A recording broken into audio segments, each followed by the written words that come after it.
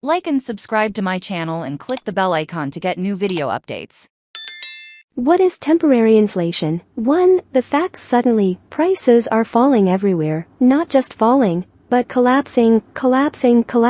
Yes, the current bout of so-called inflation is proving to be temporary, clearly and undeniably. But what does temporary mean? The word has become such a focal point in the debate about inflation, and what to do about it, that it can now simply be used to describe what many believe to be the Federal Reserve's flawed misdiagnosis of economic performance in recent years. Transition has two meanings. One definition is factual and focuses on what distinguishes transitional inflation from other types of inflation. Another aspect is the political significance of the phrase and the messaging war that has raged monetary policy in recent years. There are 6 clear truths about temporary inflation. Let us go through these points one by one. Rising inflation is caused by supply constraints. Inflation is not a one-size-fits-all phenomenon. A pattern of rising prices can develop from a number of different causes, and in each case, it is important to understand what type of inflation we are dealing with. A person can get a fever because they have COVID,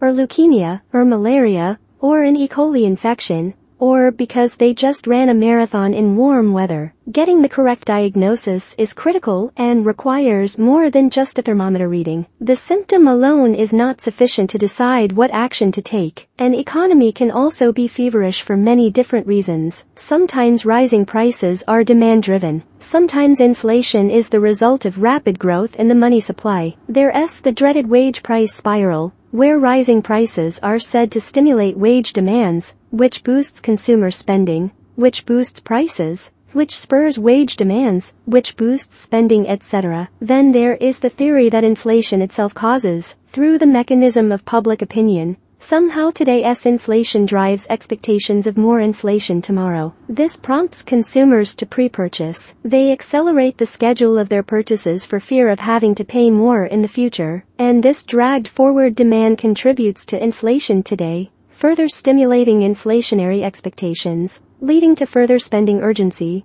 which fuels inflation, etc. None of these conditions apply today. Expectation theory does not explain the current episode of inflation. There is no evidence that the public's or market pundits' inflation expectations are unanchored. Consumer inflation expectations have weakened over the last year. From today's perspective, money supply growth has slowed dramatically and has actually turned negative for the first time in history. The consumer demand picture is complex, but the gist is that the stimulus funds that boosted household incomes have flowed almost entirely into savings rather than spending. The consumption trend returned to normal after recovering from the downside shock of the pandemic. There was no upside, and the net effect was negative. Meanwhile, household savings tripled has not stimulated. Notably, it hasn't generated new consumer spending above the trend line, and if it hadn't stimulated spending, it couldn't have caused demand-driven inflation. The price increases were not caused by the stimulus. Finally, wages were at an annualized rate of 3.6% in December. Today's inflation is driven by supply constraints. The rise in prices in 2021 and the first half of 2022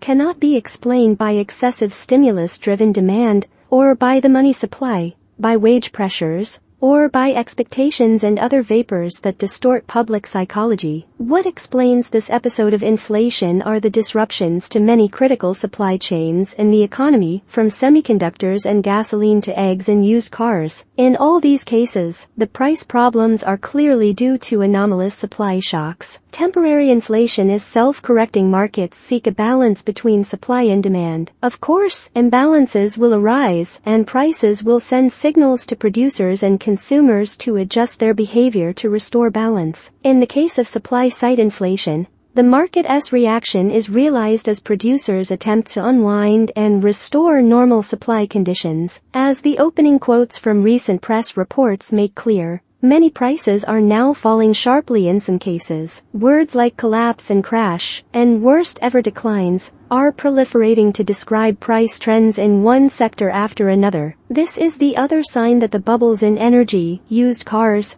eggs and the like were caused by supply shortages. Shortages are often followed by oversupply, as the supply side of the market overcompensates. Natural gas is a clear example. The supply shock in this case was the Russian invasion of Ukraine. All markets have been rocked by the various events surrounding the